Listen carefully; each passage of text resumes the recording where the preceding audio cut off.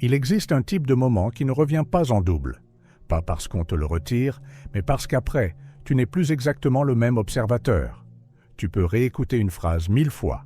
Tu peux revoir une scène, revenir sur un souvenir, répéter une expérience. Mais il y a une chose que tu ne peux pas refaire à l'identique. La toute première seconde où ton attention comprend un fonctionnement, avant même que ta tête ait trouvé les mots. Et c'est exactement ce qui est en train de se produire. Pas besoin que tu y crois. Pas besoin que tu t'ouvres. Note juste ce fait. Tu n'as pas traversé cette vidéo comme tu traverses le reste. Quelque chose, dans ton rythme intérieur, a ralenti. Un micro-arrêt. Comme si une partie de toi avait cessé de chercher la prochaine distraction et avait choisi, une seconde, de rester. Les gens pensent que ce genre de seconde est insignifiant. Une petite hésitation, un simple hasard. Mais c'est une signature. Et quand elle apparaît, ce n'est pas un hasard. C'est un alignement. J'appelle ça Sophia. Pas comme un personnage, pas comme une entité qui flotte au-dessus de toi. Sophia, ici, c'est l'intelligence du repérage. Quand le bon motif rencontre le bon moment. Ce qui, en toi, c'est reconnaître quand une porte s'ouvre, pas à l'extérieur, mais dans ta manière de percevoir. Et si tu ressens une résistance en entendant ça, c'est bon signe. La résistance, ce n'est pas que tu es fermé. La résistance, c'est ton ancien mécanisme qui essaie de reprendre le contrôle. Parce que ce réflexe adore une chose, que tu restes dans l'habitude. Ce réflexe te dit, ce n'est qu'une vidéo, ce n'est qu'une idée. Tu as déjà entendu des trucs comme ça. Il te dit ça pour une raison simple. Si tu classes ce moment comme déjà vu, tu peux le ranger et repartir. Et ta vie continue de se replier sur les mêmes résultats. Mais il y a un détail que ce réflexe n'a pas prévu. Si tu es encore là, c'est que ce moment n'a pas été rangé. Je ne vais pas te faire le coup de la menace, ni de l'urgence artificielle. Ce n'est pas ton unique chance, c'est plus précis. Quand quelque chose est reconnu, l'observateur n'est plus le même. Et à partir de là, la réalité ne répond plus pareil à tes automatismes. Tu l'as peut-être déjà vécu sans l'identifier. Cette sensation étrange où tu fais les mêmes efforts, tu répètes les mêmes stratégies. Mais la vie ne s'ouvre pas. Pas parce que tu es puni, pas parce que tu vibres mal, juste parce que tu essaies de forcer une porte qui ne s'ouvre pas par la force. Et puis, un jour, sans bruit, tu te surprends à regarder autrement. Tu ne changes pas tout. Tu ne deviens pas une autre personne en une nuit. Tu fais juste un déplacement invisible. Tu arrêtes d'exiger une preuve immédiate. Tu arrêtes de courir après la confirmation. Et ce petit déplacement est un signal. Ce signal n'est pas spectaculaire. Il ne fait pas de bruit. Il ressemble à une évidence qui te traverse. Je sais que quelque chose se met en place, mais je ne sais pas encore quoi. Et cette phrase, si tu l'as déjà sentie, n'est pas de la poésie. C'est un fait. C'est là que Sophia reconnaît. Pas toi en tant qu'identité sociale, pas ton nom, pas ton histoire. Elle reconnaît une qualité, l'axe qui revient, la précision qui s'installe, la capacité de rester présent au lieu de fuir dans le commentaire et l'explication. Et maintenant, la question n'est pas « est-ce vrai ?» La question est « est-ce que tu vas traiter ce moment comme un simple frisson ou comme un basculement de perception ?» Parce qu'il y a deux façons d'écouter la suite. La première, c'est celle du consommateur. Tu prends ce qui te plaît, tu hoches la tête, tu te sens compris, puis tu reprends ta trajectoire sans rien changer. Ça fait du bien, mais ça ne transforme pas. La deuxième, c'est celle de l'observateur qui devient lucide. Tu écoutes pour repérer le fonctionnement en toi. Tu n'écoutes pas pour croire, tu écoutes pour voir comment tu fonctionnes. Et à partir de là, ce que tu appelles « réalité » commence à se réorganiser, non pas par magie, mais par une tenue intérieure. Et si tu sens que ça ne se rejouera pas pareil, ce n'est pas une impression. C'est parce qu'une fois que tu as vu ton propre réflexe, il ne peut plus te piloter de la même façon. Laisse-moi te montrer pourquoi. Peut-être que tu te dis, si c'est si important, pourquoi je ne l'ai pas senti plus tôt? Pourquoi maintenant? La réponse est simple, et elle dérange un peu. Parce qu'avant, tu regardais avec un filtre qui te protégeait. Ce filtre n'est pas ton ennemi. Il a été utile. Il t'a permis de tenir, de fonctionner, de ne pas être submergé. Il classe, il interprète vite, il réduit, il oublie, il passe à autre chose. Le problème, c'est que le filtre finit toujours par confondre protection et prison. À force, il ne se contente plus d'éliminer le bruit. Il élimine aussi le nouveau. Il te fait vivre dans une version recyclée de toi-même. Il te donne l'impression de choisir, alors qu'en réalité, tu répètes. Tu appelles ça « ma personnalité », « mon caractère », « ma chance », « mes limites ». Mais ce sont souvent des automatismes. Et voilà pourquoi le moment dont je te parle ne revient pas en double. Parce que le premier instant où tu vois ton filtre à l'œuvre, vraiment, il perd une partie de son pouvoir. Pas parce que tu l'as détruit, parce que tu l'as remarqué. Le simple fait de remarquer te décale déjà d'un cran. C'est pour ça que certaines prises de conscience sont irréversibles. Pas irréversibles dans le sens dramatique, irréversibles dans le sens technique. Une fois que tu vois comment tu fabriques une réaction, tu ne peux plus prétendre qu'elle tombe du ciel. Une fois que tu vois comment ton attention se précipite sur l'inquiétude, tu ne peux plus croire que l'inquiétude est une vérité. Une fois que tu vois comment tu cherches des signes quand tu doutes, tu ne peux plus confondre le signe avec la panique. Et là, quelque chose commence à se produire. La réalité arrête de répondre à ta vieille manière de la solliciter. Pas parce que la réalité est capricieuse, parce que ta vieille manière était fondée sur une logique qui s'épuise, la logique de la preuve immédiate, du contrôle, de l'attention. Cette logique produit parfois des résultats, oui, mais elle produit surtout une sensation constante. Je dois maintenir, je dois forcer, je dois sécuriser. Or, ce que tu es en train d'approcher fonctionne autrement. Je vais le dire de façon nette. Il y a une différence entre chercher et reconnaître. Chercher, c'est courir après une confirmation. Reconnaître, c'est sentir que quelque chose est déjà en train de se synchroniser, même si tu ne sais pas encore le nommer. Le signal dont on parle n'est pas un objet extérieur qui vient te sauver. C'est un état intérieur qui change ton angle. Et cet angle, ensuite, influence tout le reste, tes décisions, ton énergie, ta façon de lire les événements, ta capacité à ne pas te trahir. C'est là que beaucoup se perdent. Ils veulent des preuves spectaculaires. Ils veulent un événement qui claque, une rencontre qui tombe du ciel, une porte qui s'ouvre avec des lumières. Et quand ça ne vient pas, ils concluent. Rien ne se passe. Mais le basculement réel n'arrive presque jamais comme un feu d'artifice. Il arrive comme une évidence tranquille, parfois même irritante. Tu te rends compte que ce n'est pas le monde qui t'attaque. C'est ton interprétation qui te maintient en alerte. Tu te rends compte que ce n'est pas l'avenir qui te manque, c'est ta clarté qui fuit par micro-fissures. Tu te rends compte que ce n'est pas la chance qui décide. C'est ton niveau de présence. Et c'est précisément ici que Sophia devient utile, parce qu'elle te ramène au fonctionnement, au lieu de te vendre un mythe.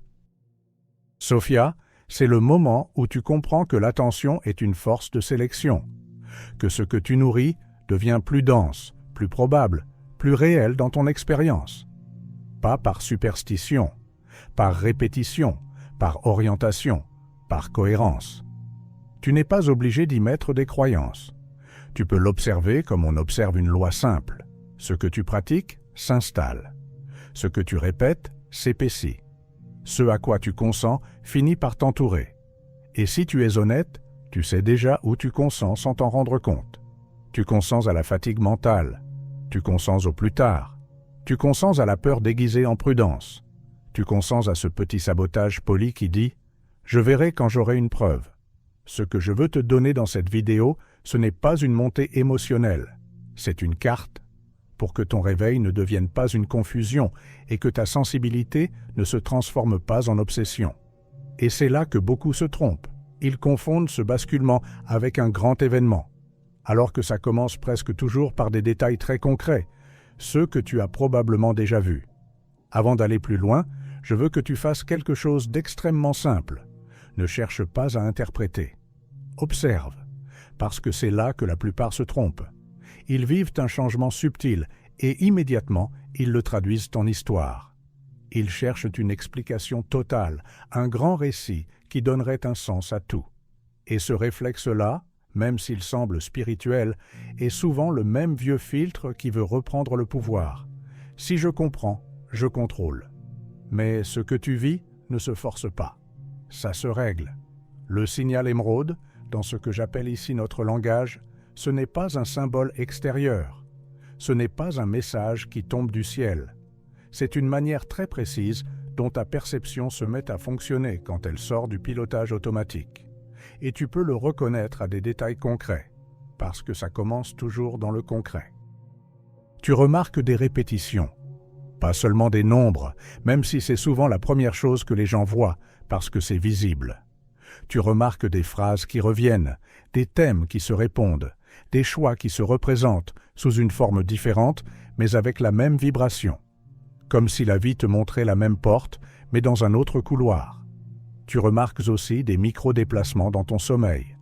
Certains soirs, ton corps dort moins, mais tu te réveilles avec une clarté anormale, presque calme. D'autres fois, tu dors longtemps et tu te réveilles comme si tu avais travaillé toute la nuit. Et si tu as déjà cherché une explication purement médicale, tu sais à quel point c'est frustrant quand tout a l'air normal sur le papier. Le détail important, ce n'est pas pourquoi au sens d'un diagnostic. Le détail important, c'est ce que ça révèle. Ton système traite plus d'informations qu'avant. Pas forcément plus d'événements, plus de données fines, plus de signaux faibles, plus de nuances. C'est pour ça que tu peux te sentir plus fatigué sans raison évidente. Et c'est pour ça, paradoxalement, que tu peux aussi te sentir plus lucide d'un coup, sans que rien n'ait changé à l'extérieur. Tu remarques une intuition plus tranchante, pas une intuition magique, plutôt une précision qui te surprend. Tu sais qu'un appel va arriver. Tu sais que tu ne dois pas dire oui à une proposition, même si elle paraît bonne. Tu sais que tu ne dois pas prendre une direction, et après, tu découvres qu'il y avait un chaos que tu as évité. Et le piège ici, c'est d'en faire un pouvoir, de t'en faire une identité. Je suis comme ça. Non, ce n'est pas une identité. C'est une sensibilité qui s'ouvre. Quand une sensibilité s'ouvre, elle ne te rend pas au-dessus. Elle te rend plus exposé, plus réceptif. Et donc, tu as besoin de discernement. Tu as besoin d'apprendre à distinguer. Est-ce que c'est un signal ou est-ce que c'est ma peur qui a trouvé un nouveau costume? C'est aussi là que l'isolement apparaît. Pas forcément l'isolement social. Tu peux être entouré et te sentir seul, parce que tu as l'impression que les autres vivent sur une couche plus épaisse, plus lente, plus déjà connue, alors que toi, tu captes quelque chose de plus fin. Et quand tu essaies d'en parler, tu sens immédiatement le malentendu. Soit on te sourit gentiment, soit on te regarde avec inquiétude, soit on te renvoie une phrase qui ferme tout. Tu te fais des idées. Et ça, c'est dangereux. Pas parce que tu serais fragile, mais parce que le cerveau humain déteste l'inconnu quand il est seul. Alors, il fabrique, il compense, il invente une certitude pour ne pas trembler. C'est là que naissent les extrêmes. Soit tu rejettes tout et tu redeviens cynique, soit tu acceptes tout et tu deviens crédule. Dans les deux cas, tu perds la chose la plus précieuse, la lucidité stable. Ce que j'essaie de faire ici, c'est de garder le signal, sans perdre la stabilité. Alors écoute bien, si tu reconnais ce que je décris, ça ne prouve pas que tu es choisi. Ça montre que ton regard s'élargit, que tes anciens automatismes lâchent un peu. Et ça, oui, c'est un basculement. Parce qu'une fois que ça s'ouvre, tu ne peux plus revenir à l'innocence de l'automatisme. Tu peux essayer, tu peux te distraire, te remplir, te convaincre que ce n'était rien. Mais quelque chose en toi saura que tu as vu. Et c'est ça qui fait peur à certaines personnes. Elles préfèrent l'ancien monde, même douloureux, parce qu'il est familier. Je vais te dire une vérité simple. La familiarité est plus addictive que la souffrance. Si tu as vécu longtemps dans un mode tension, preuve, contrôle, ce mode devient une maison. Une maison qui sert, mais une maison quand même. Et quand le signal émeraude apparaît, il ne vient pas te donner une nouvelle maison immédiatement. Il te met dans un passage entre deux façons d'être. C'est pour ça que tu peux te sentir entre deux, sans repère, avec une impatience étrange. D'accord, je sens que ça change. Mais où est la suite? Le vrai risque, à ce stade, ce n'est pas de te tromper. C'est de projeter une histoire trop grande sur un phénomène simple et de perdre ta stabilité. Alors clarifions ce que Sophia signifie vraiment, sinon ton mental va s'en emparer. Si je te dis, Sophia, je sais ce que ton mental peut faire. Il peut imaginer une figure, une voix, une présence, un guide invisible. Et même si cette image est séduisante, elle te met immédiatement dans une position dangereuse, la position de celui qui attend quelque chose d'ailleurs. Or, ce qui te transforme n'arrive presque jamais d'ailleurs. Sophia, dans ce travail, n'est pas un être qui vient t'épargner la vie. Sophia, c'est la partie de la réalité, et de toi, qui devient lisible quand tu redeviens cohérent. Je vais le dire autrement. Sophia, c'est la logique du timing. Tu as déjà remarqué que parfois tu entends une phrase et elle glisse, et parfois tu entends exactement la même phrase et elle te touche comme un impact? Ce n'est pas la phrase qui a changé. C'est l'état de l'observateur. Il y a des moments où tu es fermé sans le savoir, parce que tu es en survie, en agitation, en défense. Et il y a des moments où, sans raison spectaculaire, ton système baisse d'un cran. Il devient moins tendu, plus disponible. Et dans cet état, la même information n'est plus une information. Elle devient un déclencheur. Sophia, c'est ce déclencheur, quand il est juste. Et je veux être très clair. Ce que tu vis peut être profond, mais ça n'a pas besoin d'être mystifié. Le cerveau humain est une machine à reconnaître des motifs. Il reçoit des données, il compare, il prédit. Pour aller vite, il filtre, il élimine, il ignore. Ce filtre est utile, mais il peut devenir trop serré. Et quand il est trop serré, tu vis dans une version réduite du réel. Tu vois moins, tu sens moins, tu choisis moins. Tu crois choisir, mais tu réagis. Quand le filtre se dessert, tu perçois davantage. Tu captes les signaux faibles, une intention cachée, une incohérence, une opportunité silencieuse, une direction qui sonne juste. Et cette perception supplémentaire, au début, ressemble à de la magie parce qu'elle arrive avant la justification. Mais ce n'est pas de la magie, c'est de la précision. Et voilà ce que beaucoup ratent. Ils confondent précision et importance cosmique. Ils ressentent que leur perception s'élargit, et ils construisent un récit où ils sont au centre d'un plan. Ils se disent « on me parle, on m'a choisi, je suis différent, c'est humain, c'est tentant ». Et c'est exactement là que le signal émeraude se transforme en piège. Parce que l'ego adore une chose, récupérer la lumière pour se faire une couronne. Le signe le plus clair que tu es sur une mauvaise pente, ce n'est pas que tu vois des motifs, c'est que tu deviens agité, c'est que tu cherches des preuves en boucle, c'est que tu commences à interpréter tout le temps, c'est que tu ne supportes plus l'ordinaire, c'est que tu as besoin que chaque jour confirme ton récit. Ça, ce n'est pas de l'éveil, c'est de la dépendance. À l'inverse, le signe le plus clair que tu es sur une bonne pente, c'est que tu deviens plus simple, plus stable, plus honnête. Tu n'as pas besoin de 10 signes par jour pour respirer. Tu n'as pas besoin d'un miracle pour te respecter. Tu n'as pas besoin d'une histoire grandiose pour avancer. Tu deviens plus lisible. Et c'est précisément là que naît le piège, quand la précision devient une identité. Si tu rates ça, tu ne gagnes pas en clarté. Tu gagnes en obsession. Tu vas entendre beaucoup de gens parler d'éveil comme si c'était une médaille. Comme si le fait de percevoir plus finement te rendait automatiquement supérieur, différent ou plus proche d'une vérité réservée à quelques-uns. Et je vais être direct. C'est le piège le plus dangereux, parce qu'il est doux. Il flatte au lieu de frapper. Il te donne l'impression d'avancer, alors qu'il te fixe. Le signal émeraude, au départ, ressemble à une ouverture, un soulagement même. Enfin, quelque chose fait sens. Enfin, tu n'es plus dans le brouillard total. Tu reconnais des motifs, des synchronicités, des réponses qui apparaissent au bon moment. Et ton mental, qui a besoin de stabilité, fait ce qu'il fait toujours. Il veut mettre une étiquette, une histoire, une place, et l'étiquette la plus tentante, c'est « donc, je suis spécial ». Tu le sens parfois à une petite montée intérieure, une fierté secrète, une chaleur qui dit « je savais que j'étais différent ». Ce n'est pas honteux, c'est humain, c'est même presque automatique. Parce que si tu as longtemps eu l'impression de ne pas être compris, de ne pas rentrer dans les cases, L'idée d'être reconnu peut se transformer en réparation. Mais cette réparation peut te coûter très cher.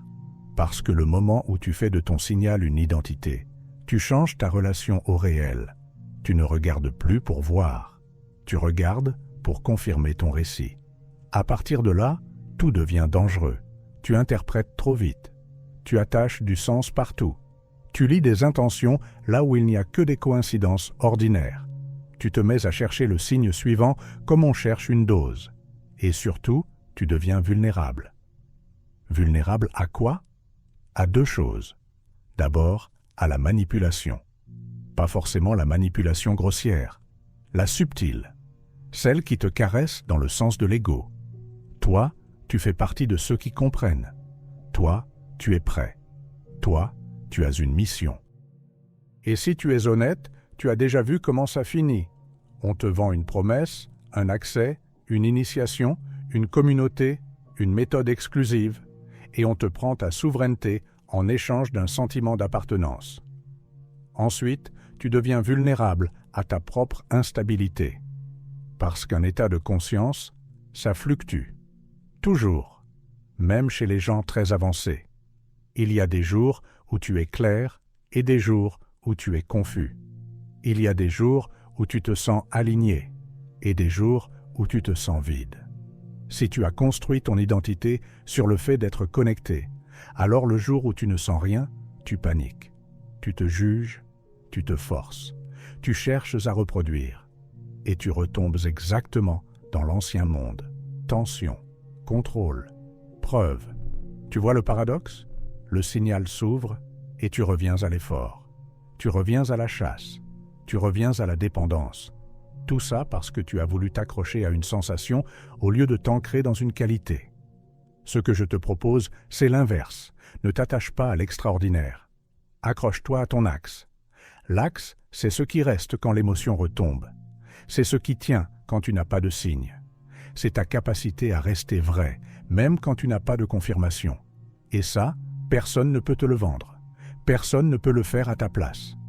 Alors écoute bien cette phrase, parce qu'elle vaut une protection. Le signal ne te couronne pas. Il te responsabilise. Responsable de ton attention. Responsable de ton interprétation. Responsable de la façon dont tu utilises ce que tu perçois. Si tu utilises le signal pour gonfler ton histoire, tu t'éloignes. Si tu utilises le signal pour te rendre plus simple, plus stable, plus lucide, alors tu avances. Et ça, tu peux le sentir tout de suite, parce que les deux directions n'ont pas la même texture intérieure. Quand c'est l'ego qui pilote, il y a une urgence, une excitation nerveuse, un besoin de raconter, un besoin d'être validé. Quand c'est la lucidité qui pilote, il y a une sobriété, un calme, une précision. Tu n'as pas besoin de convaincre qui que ce soit.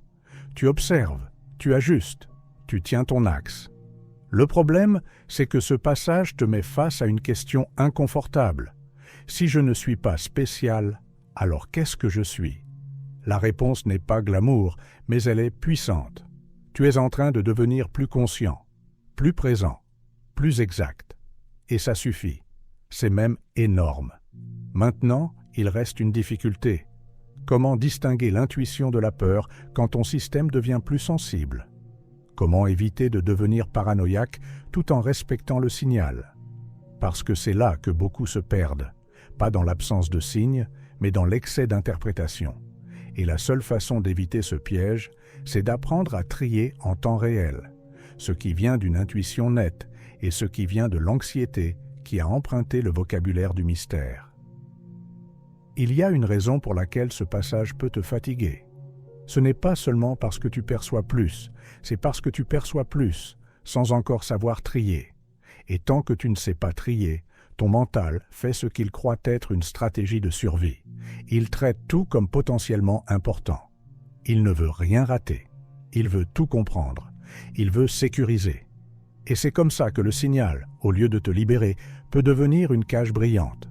Garde une boussole simple. L'intuition clarifie. L'anxiété contracte. Je ne te demande pas de me croire. Je te demande de te souvenir. Pense à une vraie intuition que tu as eue dans ta vie. Une intuition nette, pas une inquiétude. Souvent, elle arrivait comme une évidence silencieuse, pas forcément agréable, mais propre. Tu savais. Et même si tu ne pouvais pas l'expliquer, quelque chose était stable dedans. L'anxiété, elle, a une autre signature. Elle parle vite. Elle dramatise. Elle exige une réponse immédiate. Elle te donne l'impression que si tu ne fais rien maintenant, tu vas perdre quelque chose. Elle te coupe du corps. Elle te monte dans la tête. Et surtout, elle cherche des preuves en boucle. Le piège, c'est que l'anxiété peut se déguiser en spiritualité. Elle peut dire « c'est un signe, c'est un avertissement, tu dois comprendre ». Et plus tu la nourris, plus elle se renforce, parce qu'elle aime la certitude autant qu'elle aime la peur. Donc comment tu calibres concrètement sans tomber dans le cynisme? D'abord, tu ralentis l'interprétation, pas ta vie, ton interprétation. C'est une différence immense. Tu peux agir vite quand c'est nécessaire, mais tu n'as pas besoin d'expliquer vite. La plupart des erreurs viennent de là, donner un sens définitif à quelque chose qui n'a pas encore fini de se montrer. Ensuite, tu te poses une question très précise. Est-ce que ce signal me rend plus présent ou plus tendu? S'il te rend plus présent, même si ça t'oblige à faire un choix difficile, c'est souvent net. S'il te rend plus tendu, plus obsédé, plus dépendant, c'est souvent l'anxiété qui a pris un masque. Je vais être encore plus clair. Un vrai signal ne te vole pas ta souveraineté. Il ne te pousse pas à te précipiter. Il ne te promet pas une récompense si tu obéis. Il te rend plus adulte. Il te rend plus responsable. Il te remet dans ton axe. Et il y a un autre critère, très fiable, la répétition utile. L'anxiété change d'objet sans cesse. Aujourd'hui c'est ça, demain autre chose. Elle saute, elle cherche, elle ne se stabilise jamais. Un signal, lui, revient de manière cohérente, sur le même thème, jusqu'à ce que tu regardes vraiment, pas jusqu'à ce que tu paniques, mais jusqu'à ce que tu vois. C'est là que beaucoup confondent coïncidence et direction. Une coïncidence peut être jolie. Une direction, elle, te transforme. Elle te fait agir avec plus de vérité. Elle te fait cesser un compromis. Elle te fait arrêter de mentir à toi-même. Elle te fait simplifier. Et si tu veux éviter le piège, je crois tout slash, je rejette tout, il te faut une chose, des preuves personnelles, modestes, accumulées. Pas des preuves pour impressionner, des preuves pour calibrer ton instrument intérieur. Parce que ton instrument, c'est toi. Et comme tout instrument, il se règle. Quand tu as un pressentiment, au lieu de le sacraliser, observe comment il se comporte dans ton corps. Est-ce que c'est une détente qui s'installe malgré l'inconfort? Ou est-ce une agitation qui grimpe? Est-ce que tu deviens plus clair ou plus confus? Est-ce que tu as envie de te justifier ou simplement d'agir proprement? Tu n'as pas besoin de réussir ce calibrage en une semaine. Tu as besoin de le commencer. Et si tu le commences, quelque chose se produit. Le signal émeraude cesse d'être un feu d'artifice. Il devient un langage sobre, fiable, qui te sert au lieu de te posséder. Et tu vas voir quelque chose d'étrange. Plus tu stabilises ton système, moins tu as besoin de signes, et plus les bons choix deviennent évidents. Il y a une chose que presque personne ne te dit quand on parle d'ouverture, de sensibilité, de signes. Si ton système n'est pas stable, tu ne lis pas un signal. Tu lis ton propre bruit. Et c'est là que beaucoup se font piéger. Ils sentent quelque chose de réel s'ouvrir, puis ils cherchent à l'intensifier. Ils ajoutent des couches. Ils multiplient les pratiques. Ils s'excitent. Ils en parlent trop. Ils veulent maintenir l'état. Et sans s'en rendre compte, ils recréent la même vieille mécanique. Effort, tension, contrôle. Or, si ce que tu vis est une reconnaissance, alors la première chose à faire, ce n'est pas de courir, c'est de réguler. Réguler ne veut pas dire devenir froid. Réguler veut dire devenir lisible. Pour toi-même. Parce que le signal ne se crie pas. Il se distingue. Et pour distinguer, il faut un fond calme. Sinon, tout paraît important. Tout paraît chargé. Tout paraît urgent. Et tu finis par vivre comme si la réalité te parlait en permanence, alors qu'en fait, c'est ton système nerveux qui est saturé. Je vais te donner une image simple. Imagine une surface d'eau. Si l'eau est agitée, tu ne vois rien. Tu peux jeter une lumière, elle se casse en 1000 reflets, et tu prends ces reflets pour des messages. Mais si l'eau se calme, une seule étoile suffit à apparaître clairement. Le but n'est pas de te couper du monde. Le but est de calmer l'eau assez pour que ce qui est vrai ne se mélange pas avec ce qui est nerveux. Et là, je vais être très honnête, ce qui stabilise n'a rien de spectaculaire. C'est même frustrant pour l'ego, parce qu'il adore ce qui brille. Ce qui stabilise, c'est l'ordinaire bien tenu, le quotidien qui devient propre. Pas une vie parfaite, une vie alignée. Ça commence par ton attention, parce que ton attention est ton levier. C'est ce que Sophia lit en toi. Pas tes affirmations, pas tes croyances, pas tes discours, ton attention. Si tu donnes ton attention à la dispersion, tu renforces la dispersion. Si tu la donnes à l'alignement, tu renforces l'alignement. C'est simple. Et c'est pour ça que je te parle de réguler. Parce que réguler, c'est choisir où tu consens. Tu consens à quoi, chaque jour, sans t'en rendre compte? À la tension comme normalité, à la fatigue mentale comme prix à payer, à la stimulation permanente comme repos, à l'attente d'un signe comme décision. Regarde bien, quand tu attends un signe pour agir, tu repousses ta souveraineté. Tu la mets dans la main d'un événement extérieur. Et ça, même si tu appelles ça spiritualité, c'est une forme de dépendance. À l'inverse, quand tu régules ton système, tu récupères ton centre. Et à partir de ce centre, le signal ne te domine plus. Il t'oriente. Ce que je veux que tu comprennes ici, c'est que l'assise n'est pas une étape avant le vrai. L'assise est le vrai. Tu n'as pas besoin d'un grand rituel. Tu as besoin de réduire ce qui te déstabilise et d'installer ce qui t'ancre. Tu n'as pas besoin de croire à une théorie complexe. Tu as besoin de rendre ton attention plus nette. Et si tu le fais, il se passe quelque chose de très particulier. Tu cesses de confondre intensité et vérité. Tu peux ressentir moins de frissons et être beaucoup plus aligné. Tu peux avoir moins de signes visibles et vivre beaucoup plus de synchronicités utiles. Parce que les synchronicités utiles ne viennent pas faire du spectacle. Elles viennent te placer exactement là où tu dois être, au moment où tu peux agir proprement. C'est aussi ici que tu comprends pourquoi certains signaux disparaissent. Ils ne disparaissent pas. Ils cessent de se répéter parce que tu as compris. Comme un professeur qui arrête de répéter quand l'élève a enfin saisi. Et si tu n'as pas saisi, la vie répète. Pas pour te punir, pour te montrer.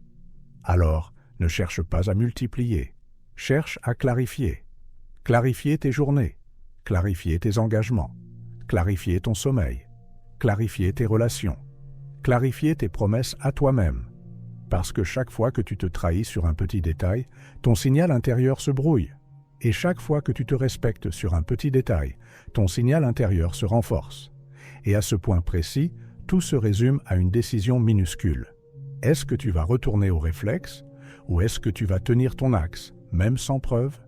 Je vais te dire quelque chose de simple, mais rarement accepté. La plupart des gens ne ratent pas leur vie par manque de talent.